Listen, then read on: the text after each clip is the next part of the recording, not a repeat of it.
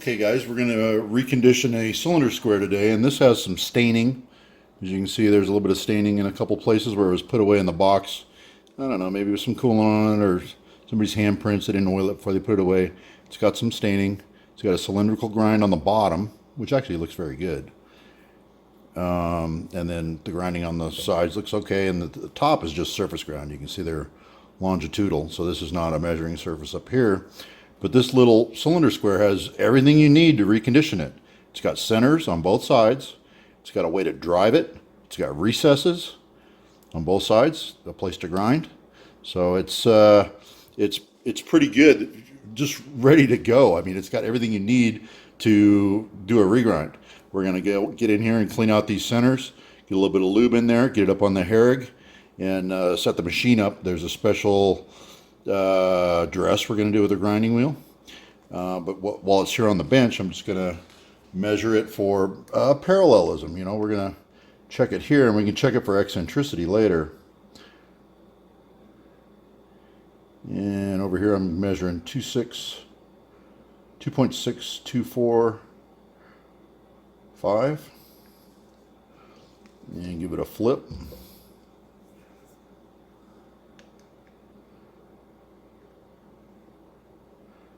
And over here I'm 2.6245. So parallel, yes it is. We'll check it in the middle too.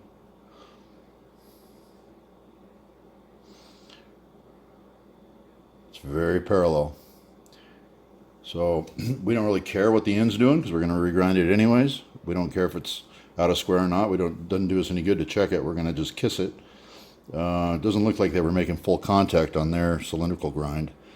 There's no crosshatch on the bottom. The grinding marks are only going one direction. So let's clean the centers, lube up the centers. We've already got a place to drive it. Let's show you the grinding wheel setup, the Herrig setup, and then we'll bring this guy in and do a regrind on it. Okay, I've already dressed the wheel, but I pulled the guard out of the way so you can see how I did it.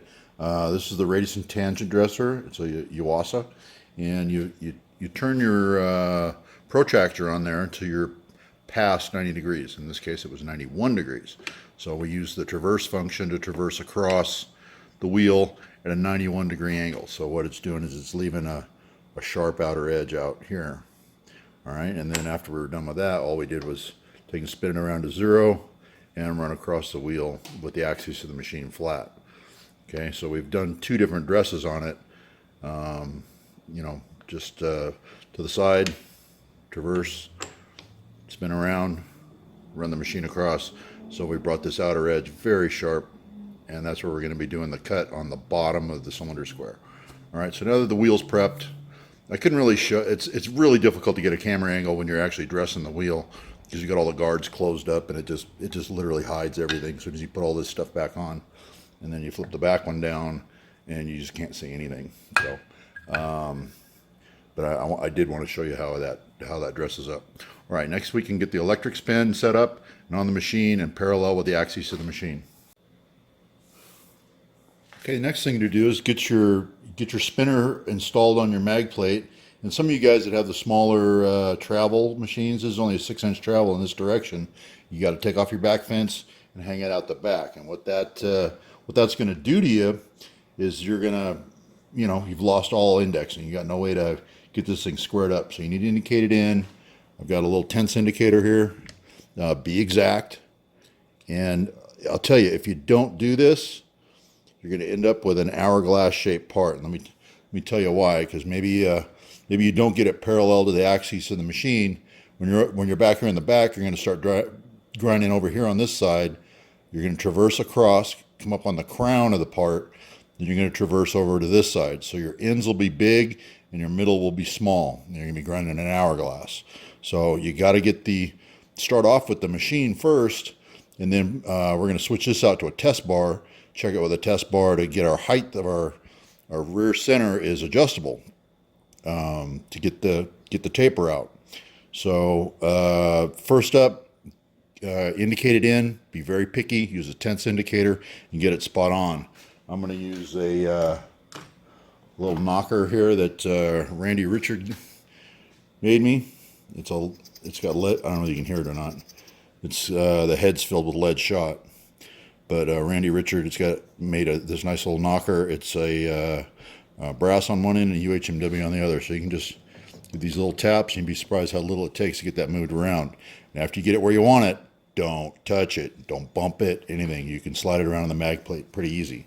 So next up, let's get it parallel, and then we'll do a test bar and you know, see how you know, first thing you got to do is check the travel. You got to make sure you can come off the part. Remember, we're going to be grinding in the back and on the top. So the machine's already as far as it can go this way, and I've got it just so it passes off of this thing. So I've got plenty of travel to come down and come off the part here, and still do my plunge and do an end cut all in one operation. So let's get it parallel with the axes, and we'll go from there. Okay, so we got our test indicator on there, and we've got the part in there too. So we're gonna induce a little bit of vibration just by running the electric spin and get our part spinning. And we can zero it out, and that'll pull some of the stiction or hysteresis out of the system, save me from tapping on it. And we're just gonna start running it down and see how parallel we are here. I'm seeing a 1/10, and we're just now setting this up so we can tap it around a little bit. So it's dropping off, yeah, about a 1/10 there.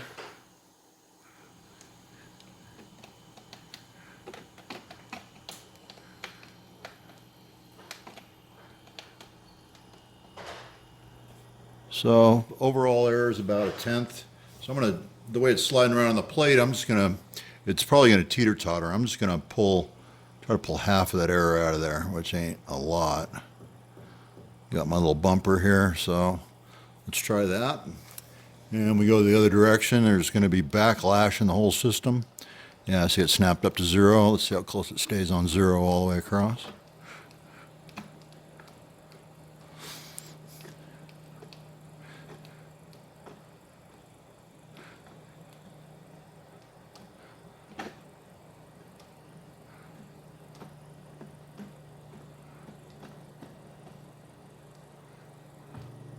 Okay, that's at the end of the stroke, and you can see when I change directions, see how it jumps?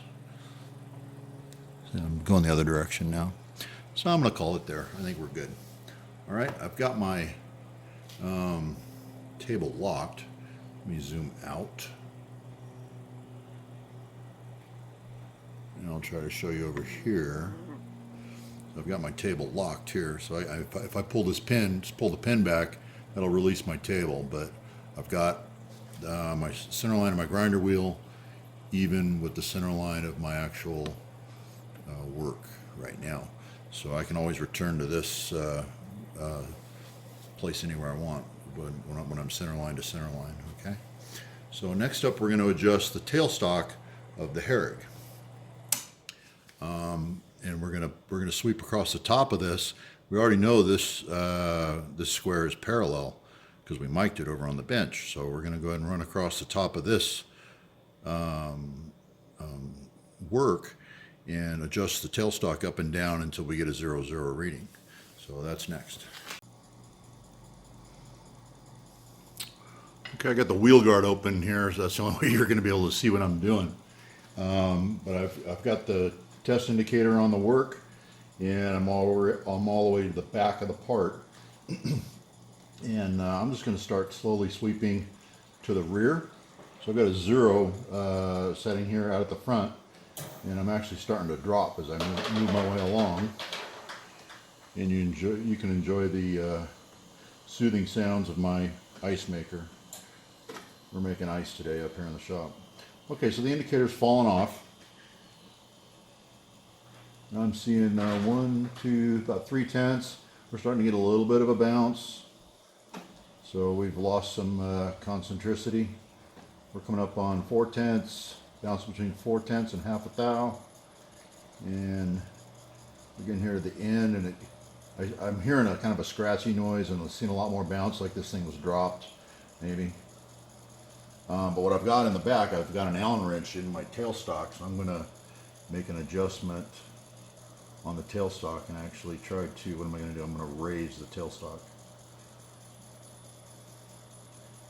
Okay, that would be lowering the tailstock. Let's go the other way. And this is all cause and effect.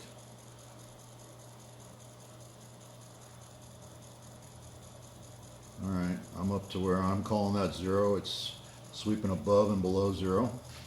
And we'll take it back to our starting point.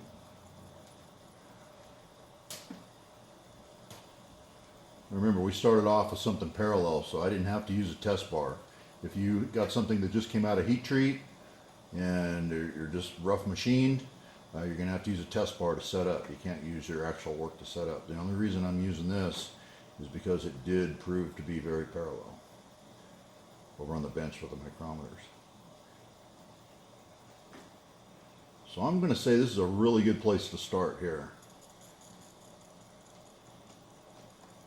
I'm coming back up to my beginning, and you can start to hear it. You can start seeing the bounce. You can hear it kind of getting scratchy. So I don't know if you can hear that. It's dragging along that indicator ball, and it starts to jump a little bit. If I back off here, it gets real quiet and kind of steadies down. So we're within 1/10 of parallel right now. So I'm pretty happy with that. And I think we're good to start making a grind on this thing. We'll run it back and see if we think that tailstock needs any more work, but I sure don't think it does.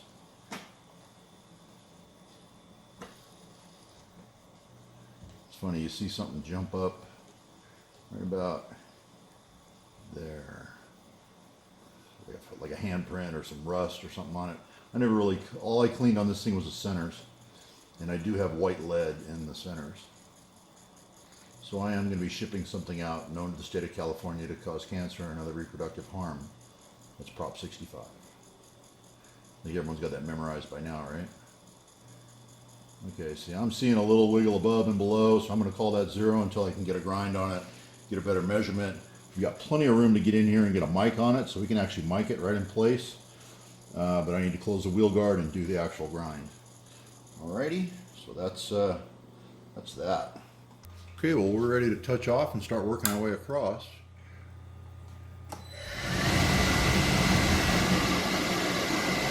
Does light do you any good? It does me an awful lot of good.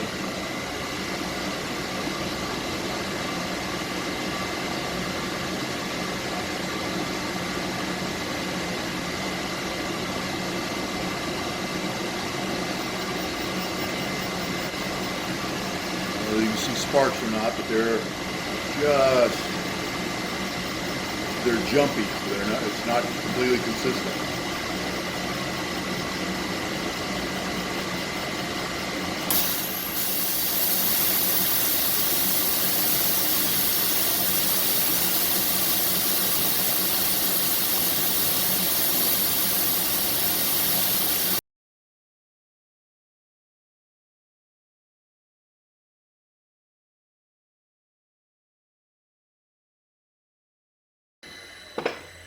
At least we can have a peek at it. Yeah. So we fixed that one spot that got I think it's probably the side that got dropped. It's pretty heavy over there. So we're going to come down another couple tenths, run it back across. I need to get a full contact all the way across before I can even get a measurement.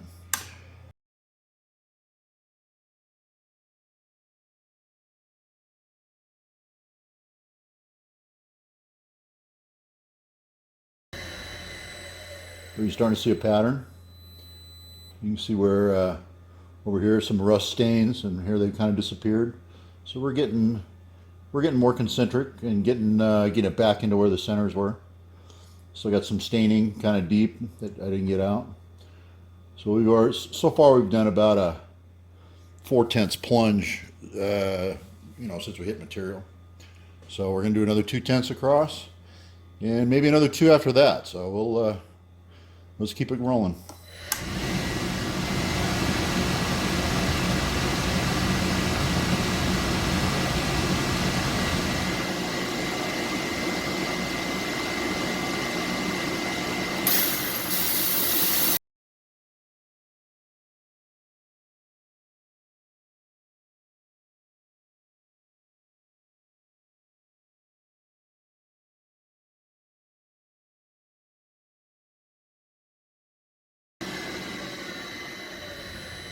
There's still some staining down there. He said he wanted all that out.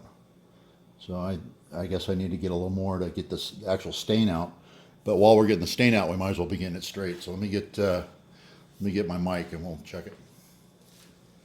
2624, way down at the bottom. Actually, it's way down low. It's 26239.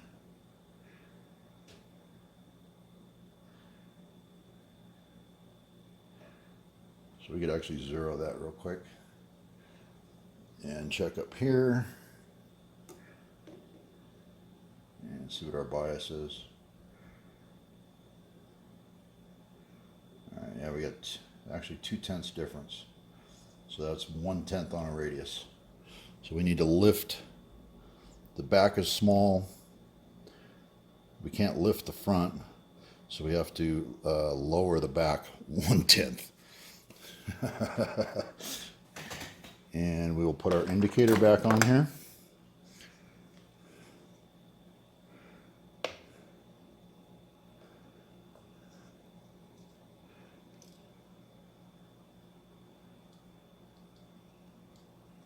Now I don't know whether I'm going to try to get you in there.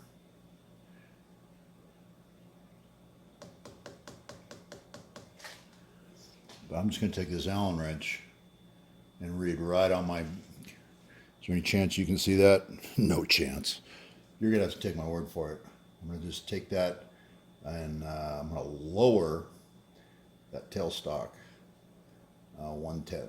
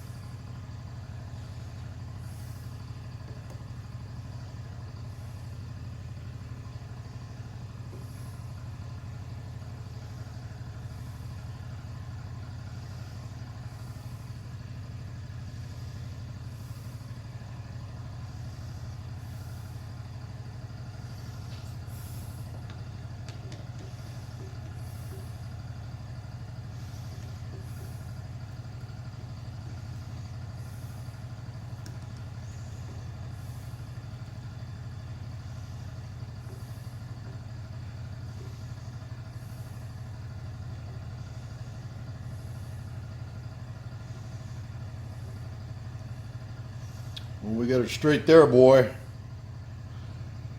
Looks pretty good. Still got a little bit of staining.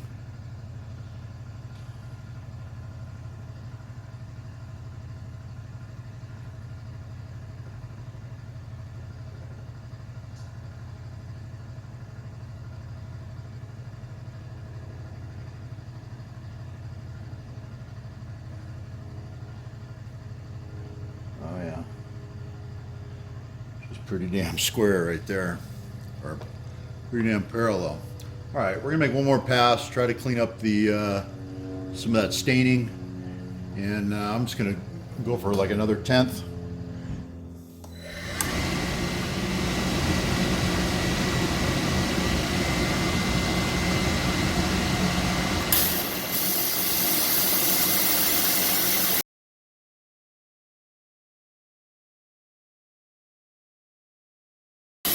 Stick my head in there, sorry.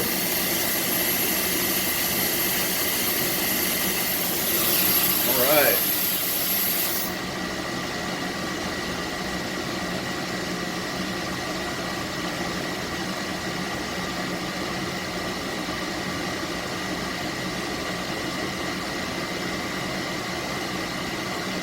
don't even know whether you guys can see that. I'm just seeing little flickerings of sparks coming out of there.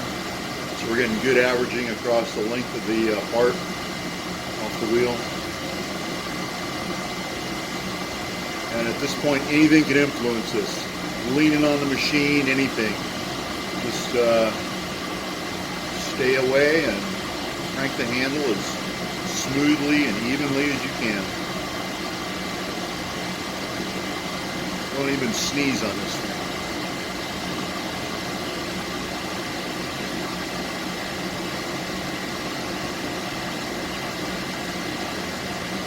I don't really see any more flickerings out there. I think we're good. Now we're ready to dress the back. And remember, we've got that leading edge of the wheel, that side of the wheel nice and sharp, and we're ready to drop down, come in and do a side wheel on that rear. So I'm going to get set up for that, try to get you a good angle on it, and maybe get some light on the subject, and let's put a grind back there.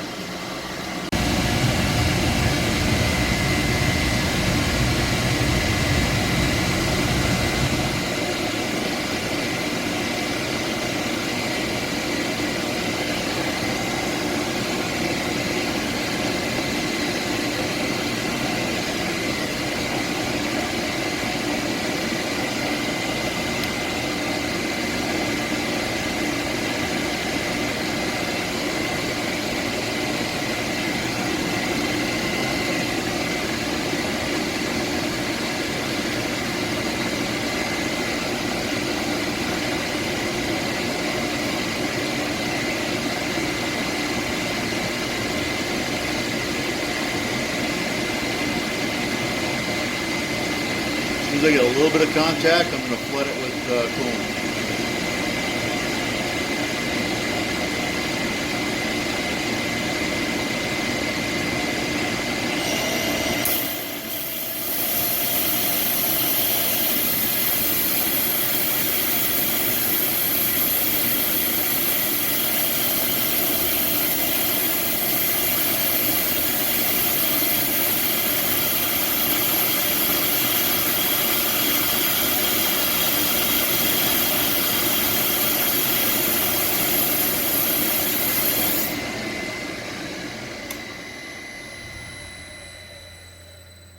Okay, that wasn't much. All I had to do is skim that periphery.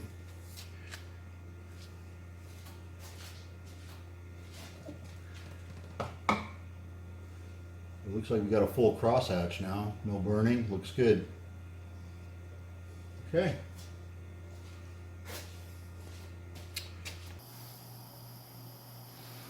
Okay, so we can check a lot of this stuff right here on the machine. We can check our back grind.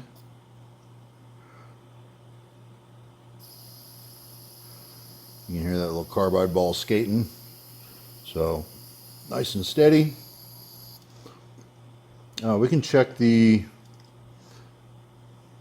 how good our grind is out here.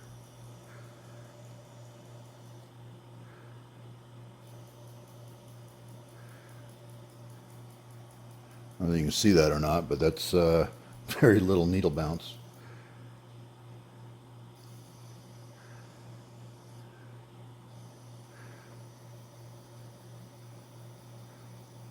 I can barely hear it, but there's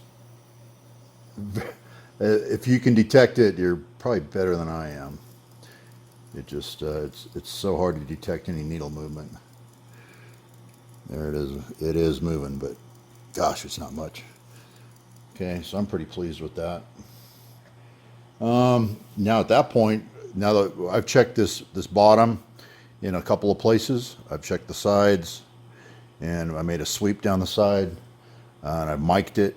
I'm within 50 millionths over the length of this thing as far as parallelism.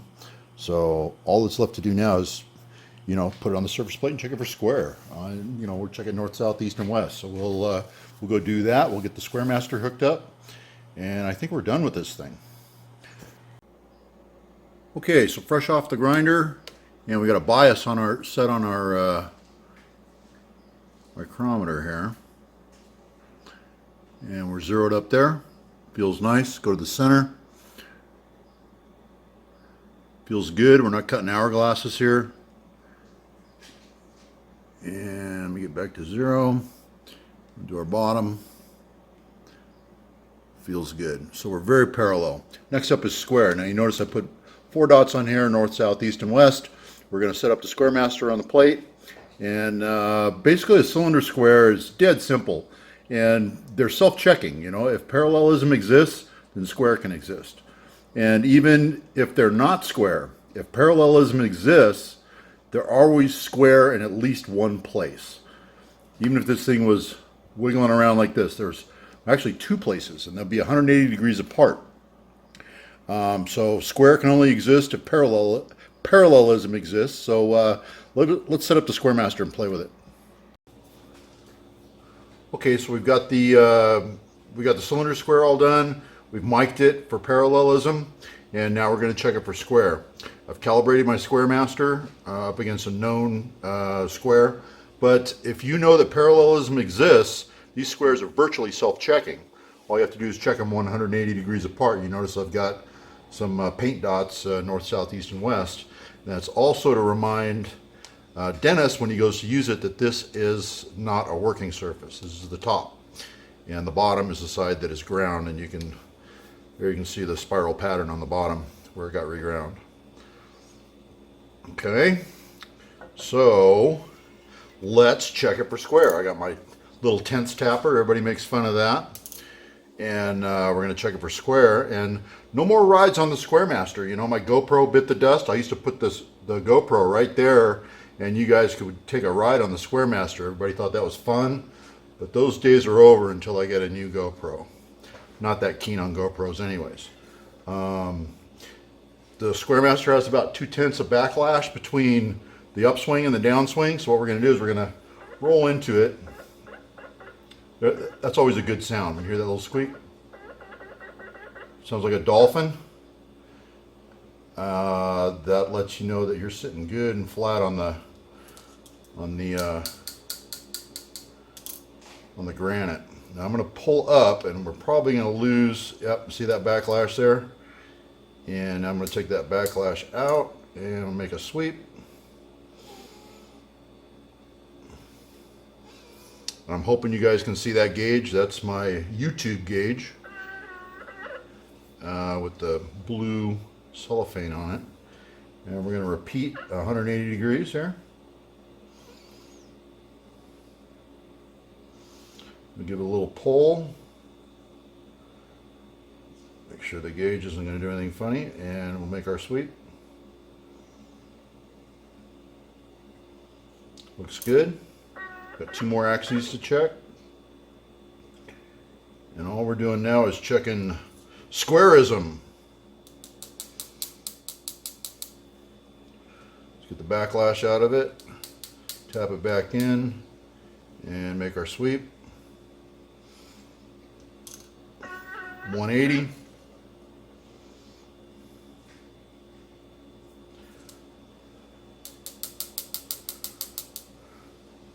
Backlash. Looking good. All right, guys. Dennis, hope you found that a fair trade for those KDK tool holders. Everyone else, I hope you learned something on being able to grind this whole top, grind it parallel, get it very round, get rid of all the eccentricities off the centers, and grind your base all at the same time, same op, and with the same grinding wheel. It takes a little bit of prep, a little bit of setup. Overall grind time on this was about 2.5 hours. All right, guys, thanks for watching, and we'll see you on the next one.